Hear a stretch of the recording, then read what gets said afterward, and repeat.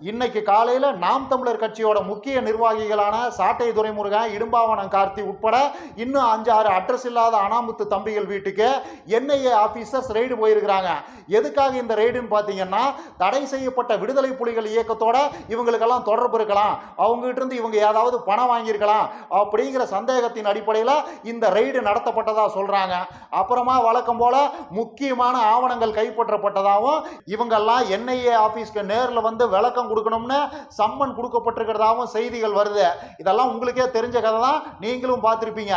இதுல இன்ட்ரெஸ்டிங்கான மேட்டரே என்னன்னா, உண்மையிலேயே இந்த ரெய்டு எதுக்காக நடந்திருக்குது அப்படின்னு ஒரு கேள்வியை கேட்டீங்கன்னா அதுக்கான பதில் ரொம்ப சிம்பிள். அண்ணன் தம்பிகள்ட்ட இருந்து தன்னை காப்பாத்திக்கிறதுக்காக அமித்ஷா ஜியோட கையை காலை பிடிச்சி ஏவி விட்ட ரெய்டு தான் இது. இதெல்லாம் ஏதோ போற போக்கில் பேசுறது கிடையாது, இதுதான் உண்மையே. நாம் தமிழர் கட்சிக்குள்ள அண்ணனுக்கும் சாட்டை துரைமுருகன், இடும்பாவனம் கார்த்தி மாதிரியான தம்பிகளுக்கும் இடையில நடக்கிற இந்த அதிகாரத்துக்கு உண்டான கூந்தல் பிடி சண்டைங்கிறது ரொம்ப நாளா நடந்துகிட்டே தான் இருக்குது. நாம் தமிழர் கட்சிக்கு பெரிய அளவுக்கு பணம் கொடுத்து உதவுறது யாருன்னு பாத்தீங்கன்னா, வெளிநாடு வாழ் இலங்கை தமிழர்களும் விடுதலை புலி ஆதரவாளர்களும் தான். நாம் தமிழர் கட்சியோட மெயின் இன்கம் சோர்ஸே இவங்க தான். அண்ணன் பர்சனலா நாக்பூரை நக்கிறதெல்லாம் அது தனி கதை. அதையெல்லாம் தாண்டி வெளிநாடு வாழ் இலங்கை தமிழர்களையும் விடுதலை புலி ஆதரவாளர்களையும் நம்பிதான் அண்ணனும் தம்பிகளும் இருக்கிறாங்க. இவங்க கிட்ட இருந்தெல்லாம் அமௌண்ட்டை யார் ஆட்டையை போடுறது அப்படிங்கிறதுல தான் அண்ணனுக்கும் தம்பிகளுக்கும் இடையில சண்டையே. இதுல இன்னொரு இன்ட்ரெஸ்டிங்கான மேட்டர் என்னன்னா, அண்ணன் கிட்ட இருந்து தம்பிகள்லாம் வித்தையை கத்துக்கிட்டானுங்க. அண்ணன் அவங்க கிட்ட எல்லாம் என்ன மாதிரியான பீத்த கதைகளை சொல்லி பொய் பித்தலாட்டங்களை எல்லாம் பேசி நேக்கா அமௌண்ட்டை கறக்குறாரு அப்படிங்கிற வித்தைய அண்ணன் கிட்ட இருந்து தம்பிகள்லாம் தெளிவா கத்துக்கிட்டானுங்க. இதுல சில தம்பிகள்லாம் அண்ணனை விட இந்த வித்தையை பர்ஃபெக்டா எக்ஸிக்யூட் பண்ணி நேக்கா அமௌண்ட்டை உருவிடுறானுங்க. இதுல அண்ணனுக்கு 2 விதமான பிரச்சனைகள் வருது. ஒன்று, இவனுங்க இப்படி அவங்ககிட்ட இருந்தெல்லாம் அமௌண்ட்டை ஆட்டையை போட்டு அதை பங்கு பிரிச்சுக்கிறதுல இவனுங்களுக்குள்ளேயே அடிச்சுக்கிட்டு அந்த மேட்ரு வெளியே வந்தா கட்சியோட பேர் நாரிரும், அண்ணன் அதுக்கப்புறம் தேங்காய் பொறுக்க தான் போகணும். ஸோ இது ஒரு பிரச்சனை.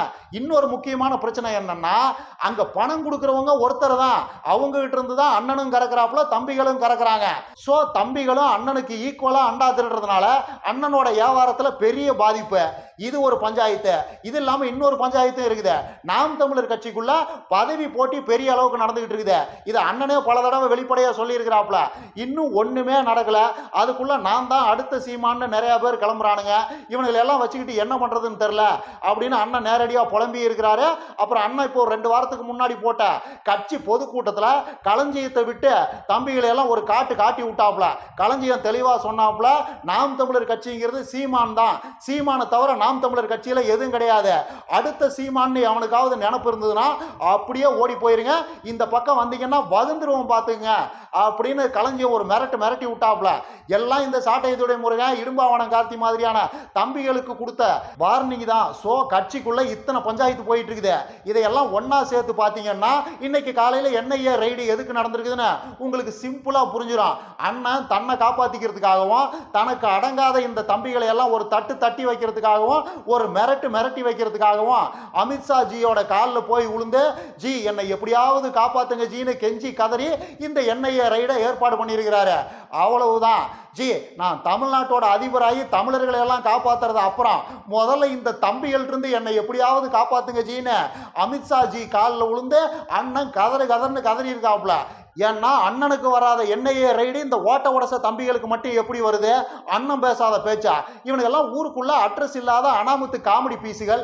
என்ஐஏ ரைடு போற அளவுக்கு இவனுக்கெல்லாம் ஒர்த்தா? இப்போ அண்ணன் பப்ளிக்கா மேடையை போட்டு என்ன பேசுறாரு?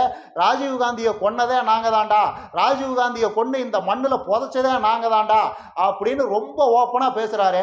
அதுக்கெல்லாம் எந்த என்ஐஏவும் சிபிபி போலீஸ் எதுவுமே வரல. ஒரு முன்னாள் இந்திய பிரதமரை நாங்க தான் கொண்டு புதைச்சோம்னு அண்ணன் பப்ளிக்கா மீட்டிங் போட்டு பேசுறாரு. அதுக்கு இது வரைக்கும் எந்த கேள்வியும் இல்லை. என்னப்பா இதுக்கு விளக்கம்னு கூட எந்த என்ஐஏவும் சிபிபி போலீஸோ எந்த போலீஸும் இது வரைக்கும் கேட்கவே இல்லை.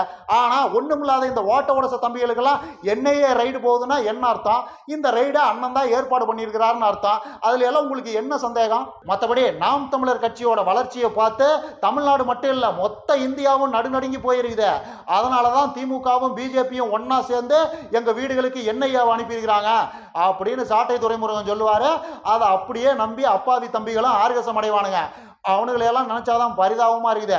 இன்னும் நிறைய பேசலாம். லைக் பண்ணுங்க, ஷேர் பண்ணுங்க, கமெண்ட் பண்ணுங்க, மறக்காம சப்ஸ்கிரைப் பண்ணிருங்க.